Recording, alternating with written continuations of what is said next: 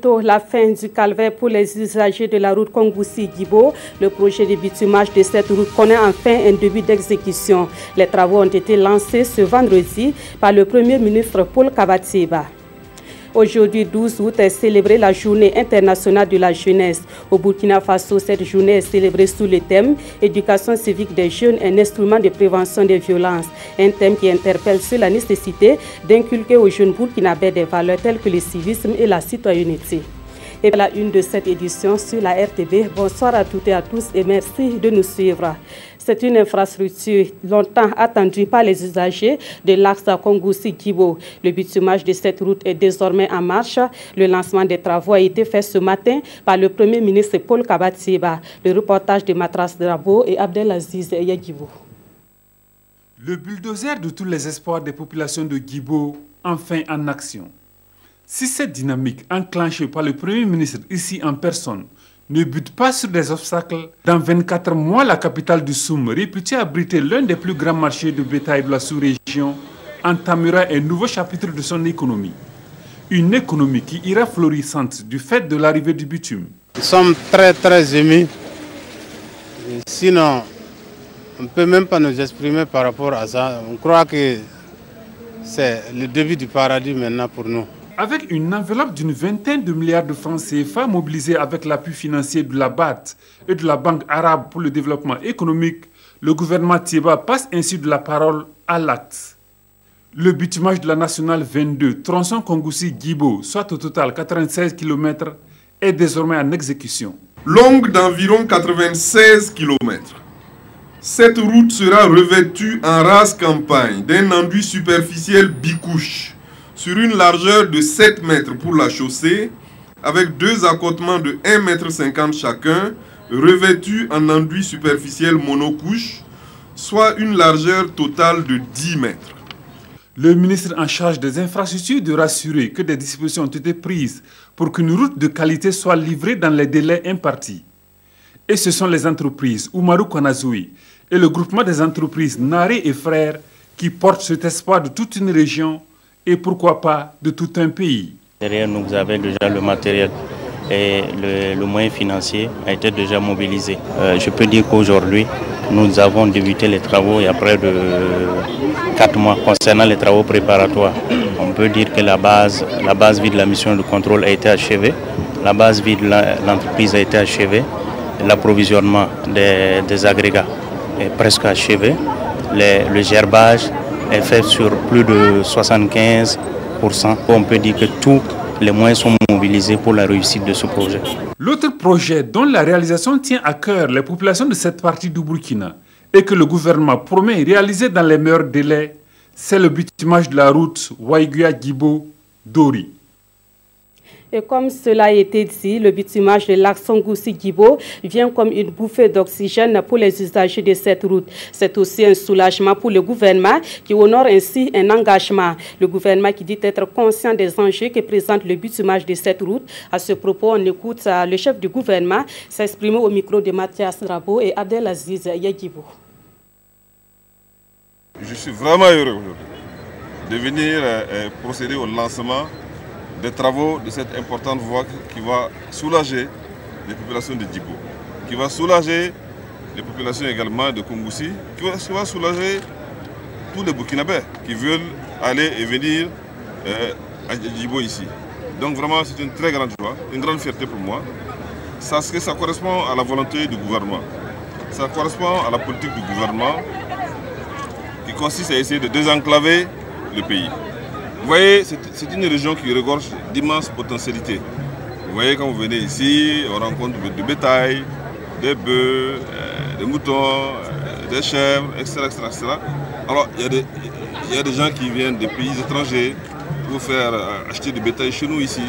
Alors, il faut que la route permette à tout ça de multiplier les transactions, de multiplier les échanges économiques avec le reste du pays déjà, mais avec également les pays voisins qui viennent faire du commerce chez nous ici.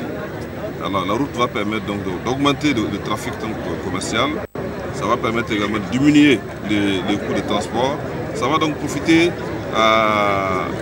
au développement économique de cette importante région Et ça va également, oui, ça va également faciliter les déplacements des populations civiles.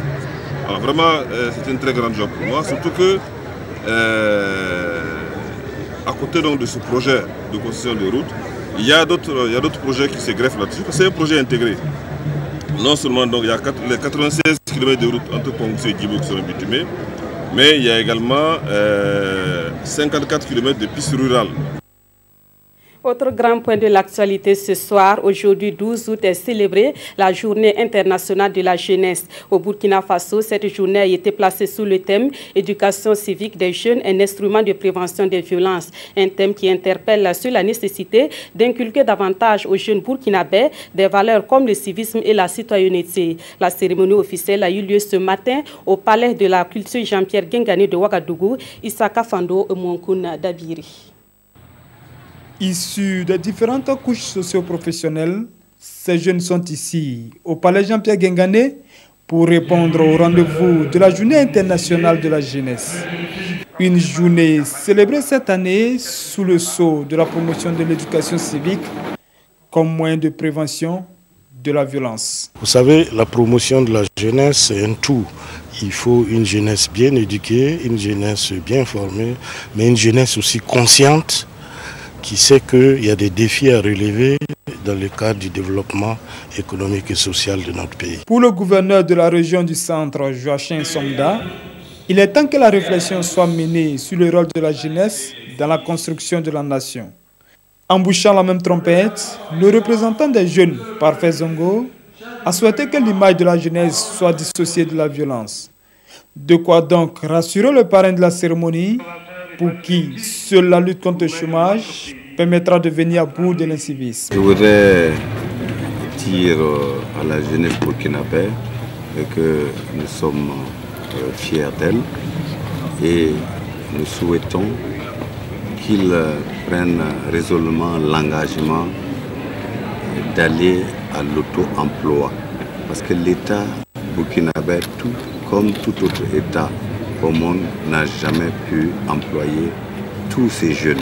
Éducation civique des jeunes, un instrument de prévention des violences. C'est sous ce thème que se tient cette journée. Un sujet qui va catalyser les réflexions dans les 13 régions du Burkina à travers des conférences et des émissions radiophoniques.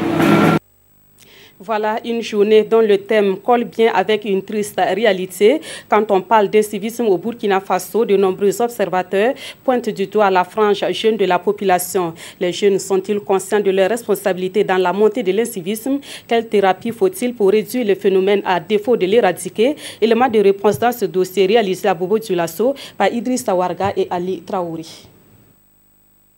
L'incivisme ne cesse de gagner du terrain ces derniers temps au Burkina Faso.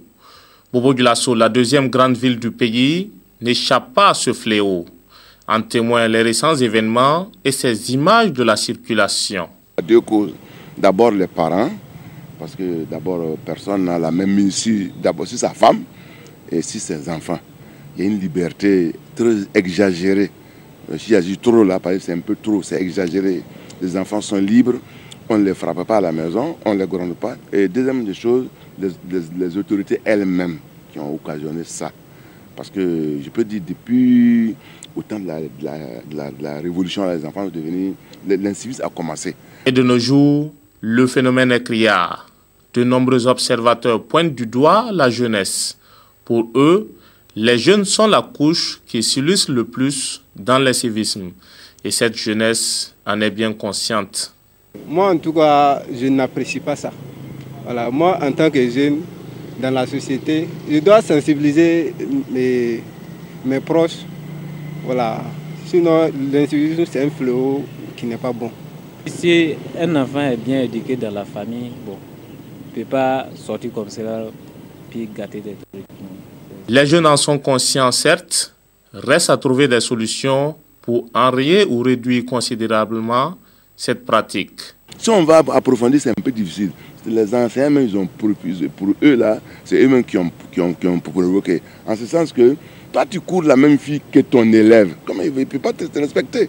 Hein? C'est que toi, tu vois l'élève voir ça, il s'en fout. Il y a ce problème-là aussi. Hein? Bon, on prend des jeunes On les envoie, vraiment c'est pas possible, c'est difficile. Tout le monde est responsable et je crois que les autorités même doivent prendre des responsabilités. Un enfant, vraiment, on n'a pas dit de les frapper, vraiment, mais il faut qu'on les corrige. Frapper, corriger, ça fait deux. Voilà. C'est peut-être à ce prix qu'on pourra arriver à bout de l'incivisme au Burkina Faso. Autre point de l'actualité, le phénomène de l'abattage des ânes a beaucoup défrayé la chronique ces derniers temps au Burkina Faso. Le ministère des Ressources animales a donné ce matin des précisions concernant ce phénomène et c'était au cours d'une conférence de presse animée par le ministre Soumanogo Koutou. Une conférence de presse au cours de laquelle il a également abordé la question de la grippe aviaire et celle des espaces pastoraux. Jean-Eudes Bayala et Yolande Lompo. Avec l'arrivée vers la peau d'âne, le cheptel asin disparaîtra du Burkina Faso d'ici fin 2019 si l'on y prend garde. L'exportation mensuelle selon les services vétérinaires est de 32 500 ânes et le taux de renouvellement de l'espèce très faible. Afin de préserver les chevaux, les dromadaires, les chameaux, les ânes et les espèces assimilées, un décret a été adopté le 3 août dernier. Ce décret favorisera en outre la répression des exportations illégales des asins, des camélins, des équins et de leurs produits, une meilleure collaboration entre les services vétérinaires, les services de douane et les forces de défense et de sécurité dans le cadre de la lutte contre les abattages clandestins et les exportations frauduleuses. En sus de cette problématique, le ministère en charge des ressources animales est sensible à la question de la grippe aviaire. Entre août 2015 et juillet 2016, 44 alertes de mortalité de volailles en provenance de 12 provinces ont été enregistrées. Concernant la situation de la grippe aviaire, il n'y a aucun risque à consommer du poulet au Burkina Faso. Mais le risque demeure et par conséquent, la vigilance doit être maintenue, particulièrement à nos frontières. Au nombre de 26, les zones pastorales sont confrontées aux difficultés de sécurité foncière. Menacée d'occupation par les agriculteurs et autres exploitants, celle de Samorogan gardera sa fonction première. Ainsi en a décidé le gouvernement.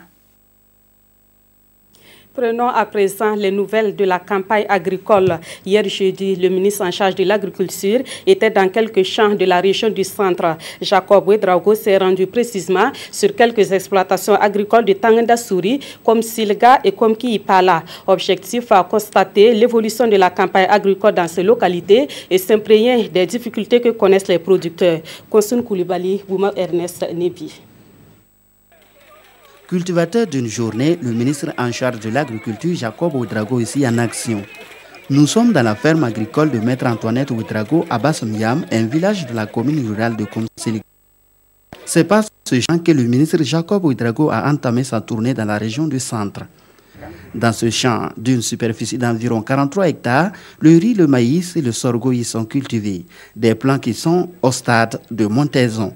J'ai essayé, autant que faire se peut, de faire l'exploitation en partant de mes propres acquis. Je suis avocat certes, j'ai des temps perdus et ces temps-là je les consacre à la ferme. Deuxième site agricole à être visité, le champ d'arachides des femmes de Sogué dans la commune rurale de Konki-Ipala. Des arachides qui sont au stade de floraison. Les paquets technologiques qu'on nous a montrés sont vraiment bien. Nous constatons une nette amélioration dans la production des arachides.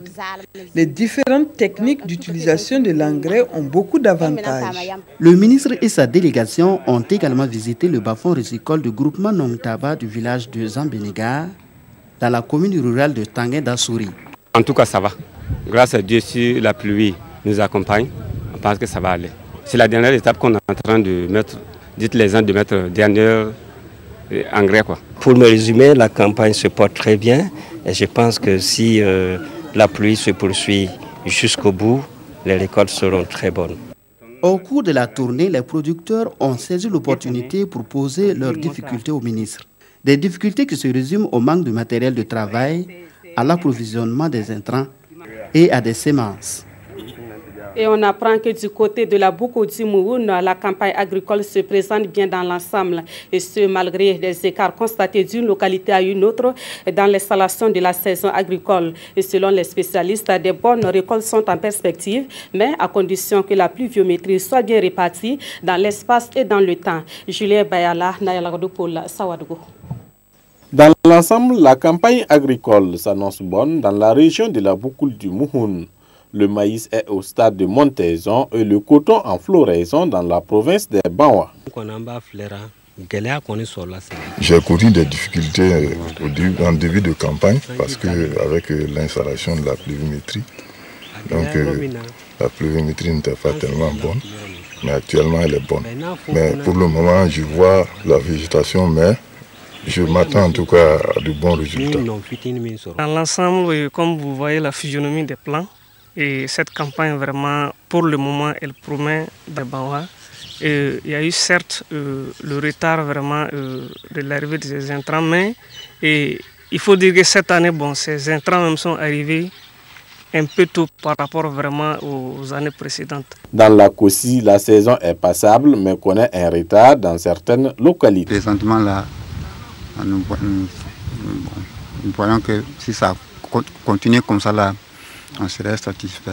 Dans l'ensemble, on peut dire que ça promet, mais pas comme on le souhaitait.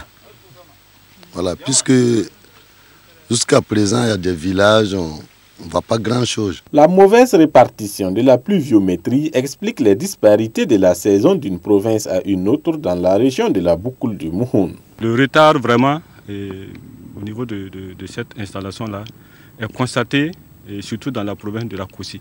En tout cas, les derniers semis ont été effectués pratiquement à la dernière décade du mois de juillet. Dans la Boukoul du Mouhoun, cette campagne agricole est promoteuse et si la pluviométrie est bien répartie dans le temps et dans l'espace, on peut s'attendre à de bonnes récoltes. Le curage des caniveaux, voilà une activité citoyenne fortement encouragée ces temps-ci pour éviter les inondations. Mais une chose est de curer les caniveaux, une autre est de ramasser les ordures qui y sortent.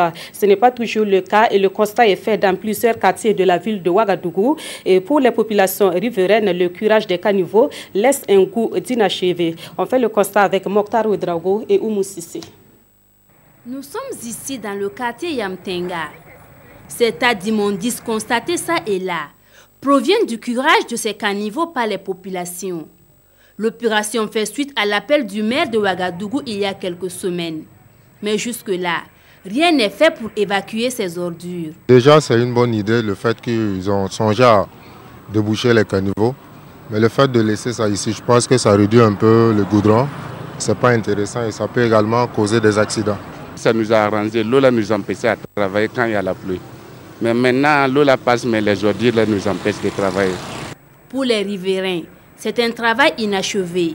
Il leur revient d'évacuer ces ordures et libérer ainsi les voies et les lieux de commerce. Nous, on est obligés de ramasser devant nos ateliers pour pouvoir travailler.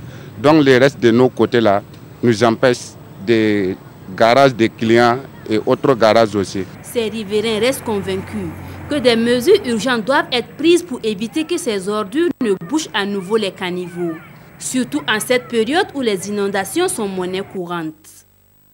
Dans l'actualité également, les commerçants du marché Touessé-Yar expriment à nouveau leur mécontentement. Cette fois, ce sont les conditions d'attribution des boutiques et hangars sur le nouveau site du marché que ces commerçants dénoncent. Ils étaient en sitting hier jeudi devant la mairie de l'arrondissement numéro 3 de Ouagadougou. Ces commerçants qui disent être lésés demandent plus de transparence dans la gestion du nouveau site du marché. Des précisions avec Roger Kam et Oumou Sissé. Les commerçants de Touessé-Yar font le pied de grue devant la mairie de l'arrondissement numéro 3 de Ouagadougou. Ils exigent l'attribution de boutiques et de hangars à tous les commerçants de l'ancien marché. Selon eux, certains de leurs camarades n'ont pas eu de place sur le nouveau site, situé à quelques mètres de l'ancien. Les recensements qui ont été faits par notre comité au Yar là, dénombrent plus de 271 personnes en location qui n'ont pas eu. Et en plus de cette situation, il y a les doubles attributions et les triples attributions et les personnes licenciées non attributaires. Après une rencontre avec les premiers responsables de la mairie de l'arrondissement numéro 3, une liste de commerçants dits lésés a été transmise à une commission ad hoc. Et nous, on va prendre notre mal en patience. On va aller en assemblée générale avec les commerçants. Nous allons leur faire le point et attendre à ce que la mairie puisse nous proposer concrètement des solutions. Ce nouveau marché, objet de litige, compte plus de 3000 hangars et boutiques, contrairement à l'ancien qui n'en comportait que 2250. La mémoire de feu Ali Lankwandé, désormais immortalisée sur une rue dans la capitale burkinabé, la rue 443 de l'arrondissement numéro 1 de Ouagadougou, porte désormais le nom de cet homme de science et homme politique. La cérémonie de baptême de la rue Ali Lankwandé est intervenue hier jeudi, une cérémonie assistée avec fierté par la famille et les collaborateurs du docteur Ali Lankwandé, pour David Bambara et Omar Zambri. Homme de science, homme politique, écrivain, feu Dr El Hadj Ali Lankwandé a désormais une rue qui porte son nom à la cité 1-2. Pour immortaliser les œuvres de ce scientifique, le maire de la commune de Ouagadougou remet à la veuve de l'illustre disparu l'arrêté de nomination de cette rue qui s'appelle dorénavant rue El Hadj Ali Lankwandé. Le professeur Ali Lankwandé a marqué le paysage politique et scientifique du Burkina Faso. Donc il était tout à fait normal qu'à la demande de sa famille, et une rue puisse porter son nom. Pour la famille Lankwandé, c'est un honneur de voir l'ex-rue 443 de l'arrondissement 1 de Ouagadougou porter désormais le nom de leur père. Nous sommes vraiment très satisfaits. Bon, d'aucuns diront que la rue est courte, mais ce n'est pas une question de longueur. C'est une question de symbole et je pense que nous sommes vraiment très satisfaits. Parmi les invités, des personnalités, amis pour certains, collaborateurs pour d'autres. Maître Passere Titenga se souvient encore de son professeur de lycée. Il a été mon maître. Comme on dirait, il a été mon père et ma mère. Après mon père et ma mère, et c'est lui qui m'a ouvert, et à notre promotion, le sens réel de la vie et du devoir du citoyen. Décédé le 27 mai 2014, le professeur Ali Lankwandé a été l'auteur de plusieurs publications et a été honoré par plusieurs distinctions. Il fut, entre autres, chevalier de l'Ordre national burkinabé, commandeur de l'Ordre national de la Guinée, commandeur de l'Ordre des Palmes académiques. Le consulat de Monaco apporte son soutien à des associations de jeunes et de femmes du Burkina Faso. Il s'agit d'un soutien financier de 6 500 000 francs CFA et des kits scolaires à travers un projet dénommé Fonds Micro-Projet du consulat de Monaco au Burkina. Ce geste permettra aux associations bénéficiaires de mener des activités dans le domaine de l'entrepreneuriat des femmes et des jeunes. Et ces associations bénéficiaires sont issues de Ouagadougou, Sabré, Banfora et Koudougou. Jean Zongo, Nathalie Sawadougou, Nabaloum. Le consul de Monaco au Burkina Faso renouvelle ses appuis financiers et matériels aux personnes vulnérables. Par le biais du fonds micro-projet, c'est la somme de 6 500 000 francs CFA qui est mise à la disposition des groupements de femmes et associations de jeunesse pour le financement des actions dans le domaine de l'entrepreneuriat. Ce fonds va nous permettre de payer du matériel et aussi de disponibiliser un fonds de roulement pour le groupement afin qu'elle puisse vraiment mener à bien ses activités. Nous avons bénéficié d'un chèque de 2 300 000 et ces 2 300 000 doivent servir à financer une formation au profit de 50 jeunes. Et parmi ces 50 jeunes, on va accompagner 25 à monter des projets et les appuyer également à chercher des financements. Le consul a en outre remis des kits scolaires d'une valeur de plus de 2 millions de francs CFA à plus de 200 enfants des villes de Banfora et de Poix à Koudougou. C'est un soutien à la base qui permet donc à des associations crédibles qui prennent à bras le corps les préoccupations de la jeunesse, de la femme et qui ont besoin de petits montants pour pouvoir relancer leurs activités. Le fonds micro-projet est alloué par la Direction de la coopération internationale de Monaco pour le financement d'actions ponctuelles de développement ou d'urgence. Retour au Burkina Faso pour la revue de presse de cette édition. Certains quotidiens de ce vendredi se sont intéressés, entre autres, aux attaques verbales entre hommes politiques par médias interposés. D'autres quotidiens font un constat déplorable sur l'instauration de la journée continue au Burkina Faso. Des précisions avec Abdoul Rasmane Zongo. Un but partout, vous pensez peut-être à football, détrompez-vous, oula, s'exclame l'Obs, c'est chaud sur le ring, crochet contre crochet, uppercut contre uppercut. C'est quoi cette bagarre de chiffonnier qui n'honore pas ses intéressés, s'indigne le journal. En clair, il s'agit de la passe d'armes entre le ministre Simon Compaoré et le président du parti Le Faso Autrement, Ablassé Ouedraogo, qui revient à la charge et demande au ministre de démissionner du gouvernement car, je cite, incapable d'assumer les responsabilités qui lui ont été confiées, précise le quotidien. Autre combat, c'est celui de la journée continue qui continue de faire des vagues. On n'a pas avancé, s'écrit un citoyen dans les colonnes du journal Le Pays. Le laxisme et la lourdeur administrative sont encore une bien triste réalité. Illustration.